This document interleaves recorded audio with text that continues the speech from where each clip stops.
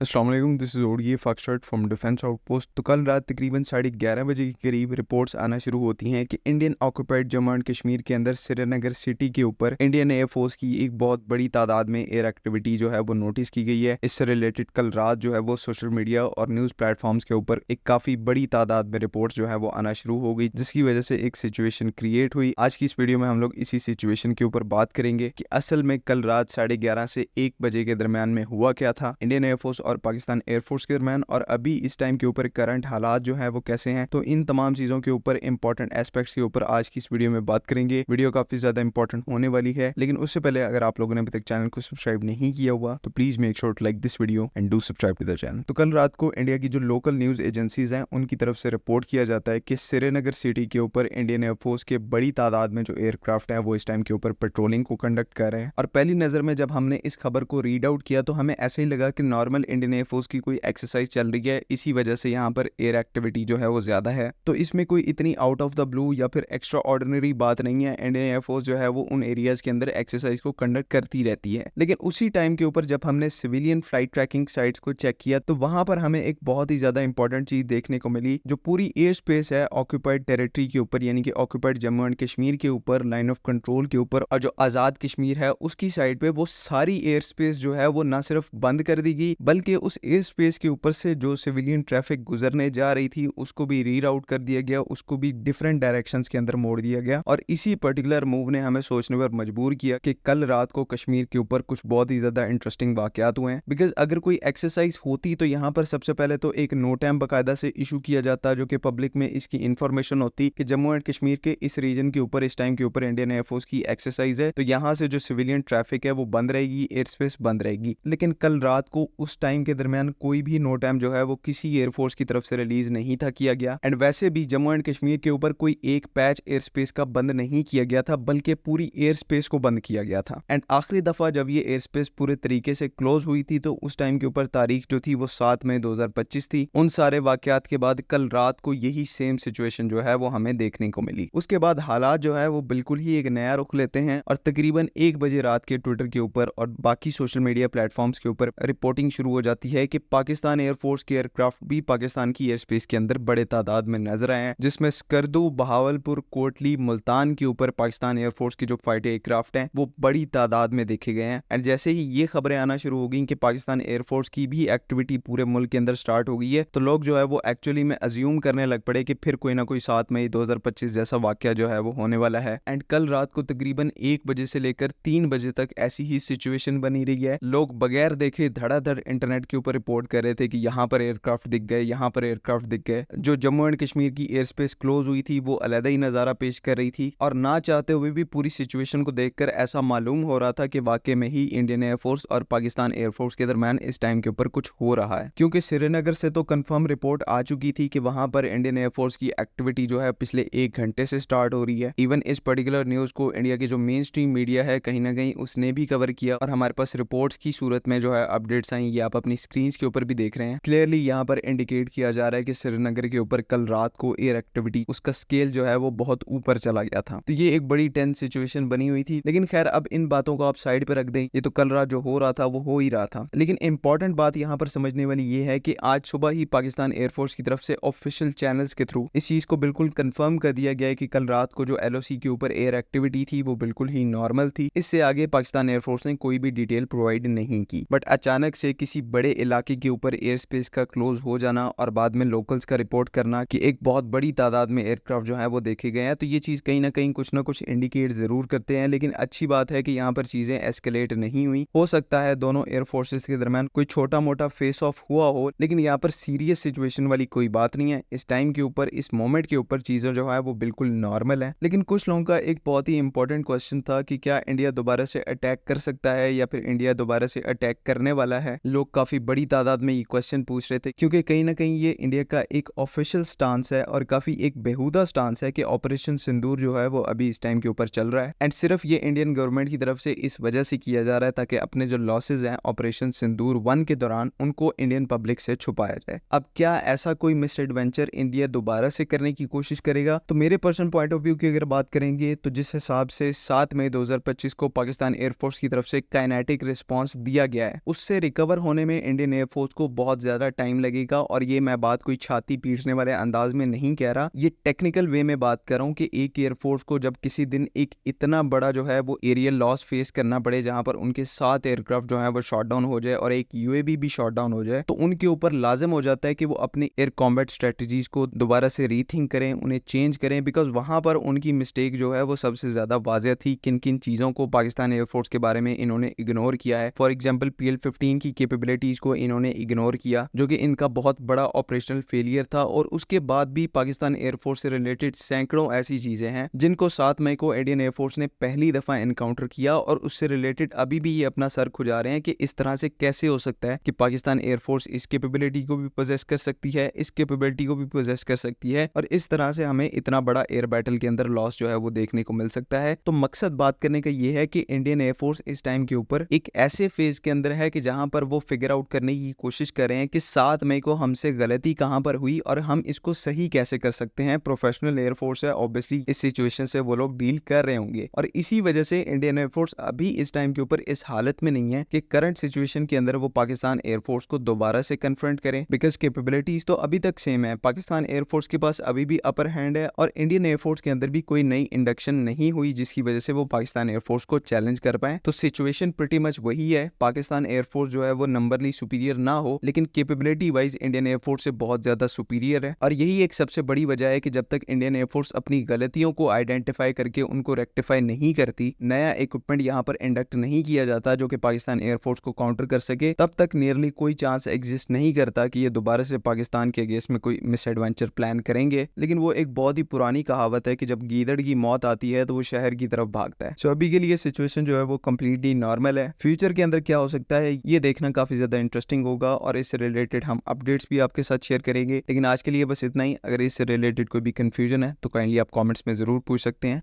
बाकी अगली वीडियो तक के लिए अल्लाह हाफिज। पाकिस्तान जिंदाबाद।